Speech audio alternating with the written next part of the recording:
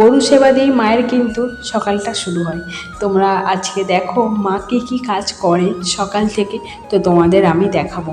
তো আজকে একটা প্রথম আমি ব্লগ নিয়ে আসছি মায়ের, দেখো তোমাদের কিন্তু ভালো লাগবে। তো চলো, এই দেখো এখানে জলের মধ্যে মা নিয়ে নিয়েছে আটা, ভুসি, গুড়, নুন আর সবজির খোলা। তো দেখো সেগুলো মিক্সচার করে ভালো করে মাখিয়ে নিয়ে গরুকে খেতে দিয়ে দিয়েছে। আর এদিকে গরু খেতে খেতে মা কিন্তু সকালবেলায় স্নান টান সেরে নিয়েছে, তারপর পুজোর জোগাড় করছে। এই যে আমাদের গাছের ফুল, তো একটাও ফুল পাওয়া যায় না, কারণ কি ভোরবেলা যারা হাঁটতে আসেন কাকিমারা, জেঠিমারা, তো তারা কিন্তু নিয়ে পালায়। যাই হোক, তারাও কিন্তু ভগবানের চরণেই দেওয়ার জন্য নিয়ে যায়, পুজো করার জন্য। তো সে নিয়ে যাক, কোনো দুঃখ নেই, ভালোই হচ্ছে।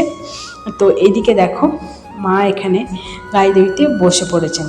হ্যাঁ, আর আজকে তো আমাদের বাড়িতে রান্না নেই, আজকে বিয়ে বাড়ি আছে, তার জন্য কিন্তু মা আজকে সবজি কাটতে বসেননি বা আজকে বসবে না। কারণ ওই যে দুপুরের থেকে নেমন্তন্ন আছে, মানে সকাল থেকে নেমন্তন্ন বলতে পারো, রাত পর্যন্ত।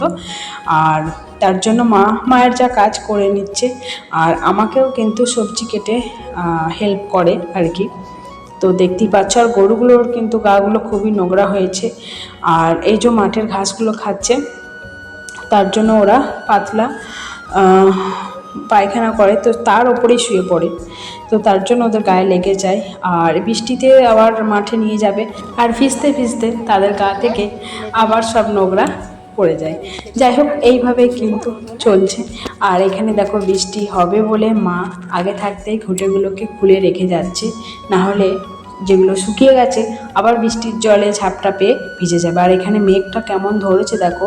আর এখন তো বর্ষাকাল, যেইটুকু মেঘ যেখানে জমছে সেখানেই বৃষ্টি হয়ে যাচ্ছে। তো যাই হোক, এরা তো একদম রেডি, মানে মাঠে যাবে মায়ের সাথে। আর তার জন্য মা বাড়ির কাজও একটু বাগিয়ে গুছিয়ে রেখে তাদের নিয়ে যাবে। তো এগুলো সবই খোলা হয়ে গেছে, এই দেখো। আর এগুলো কাঁচা আছে, তাই এগুলো এখন থাকবে, শুকানোর পর এগুলোকেও আবার খোলা হবে। তো দেখতেই পাচ্ছ কালো হয়ে আছে, আমি বারবার তো আকাশটাই দেখাচ্ছি, ভয় লেগে যাচ্ছে। আর দেখো এ তো দেখছে, জানছে বৃষ্টিতে ভিজবো, কি আরাম। আর গুমসুমি গরমও আছে কিন্তু। যাই হোক, মা এবার গোয়ালের ভেতরে যাচ্ছে, গোয়ালটাকেও একটু পরিষ্কার করে রেখে মা কিন্তু বেরোবে। কারণ ওরা যে সারাদিন বাঁধা থাকে, পায়খানা করে ভেতরে, সেগুলো কিন্তু মা সঙ্গে সঙ্গেই তুলে পরিষ্কার করে ধুয়ে রেখে যায়, যাতে ওরা একটু ভালোভাবে এসে শুতে পারে, এই রকম আর কি। গরু ছাগল পোষলেই হয় না, তাদের কিন্তু যত্ন করতে হয়, খেয়াল রাখতে হয় অবশ্যই। হ্যাঁ, গরু আমাদের বাঙালিদের ঘরে ভগবান রূপে কিন্তু আমরা দেখি। যাই হোক, তার থেকেও বড় কথা, সে একটা প্রাণী, আর সেই প্রাণীটারও কিন্তু প্রাণ আছে, তার জন্যই তো সে প্রাণী। যাই হোক, তাকে পুষে কষ্ট দেওয়া এটা খুবই পাপ। তো চলো, মা এখানে এক এক করে তাদের থাকার ঘরটা পরিষ্কার করে দিল। আর এই দেখো এখানে আমি মেয়ের নাচ আছে, তার জন্য এই যে লাঠি তৈরি করে দিচ্ছি, মানে রথের উপলক্ষে নাচ আছে, কালকেই তো রথ। তো এই দেখো এই বাঁশের লাঠিগুলো লাল কাপড় জড়িয়ে, তার মধ্যে কিন্তু আমি এই যে এইভাবে নকশা করে দিচ্ছি। তো যাই হোক, তো এইভাবেই টুকটাক করে দিতে হয়। যাদের মেয়েরা নাচ শেখে তারা ভালোভাবেই জানে কতটা মানে ঝামেলার কাজ। তো বাড়ির সংসারের এত কাজ কর্ম সেরেও কিন্তু এই যে মেয়েদের পেছনে সময় দেওয়া। আর এদিকে মা কিন্তু সব গরুগুলোর মুখে জালতি বেঁধে দিচ্ছে, কারণ কি এখন তো ধান বীজ বেরিয়েছে, আর এরা তো গরু কিছুই বোঝে না, তো আগে সেখানে পড়ে যাবে দিয়ে, হয়তো পায়ে মারিয়ে দিয়ে নষ্ট করে দেবে, কিছু খেয়েও নেবে।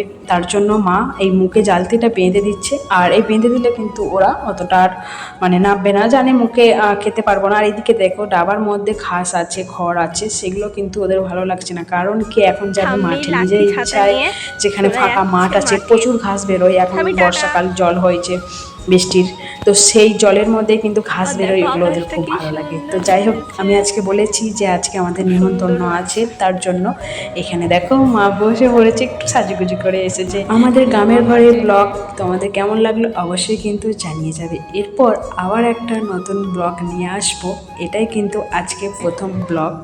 টাটা।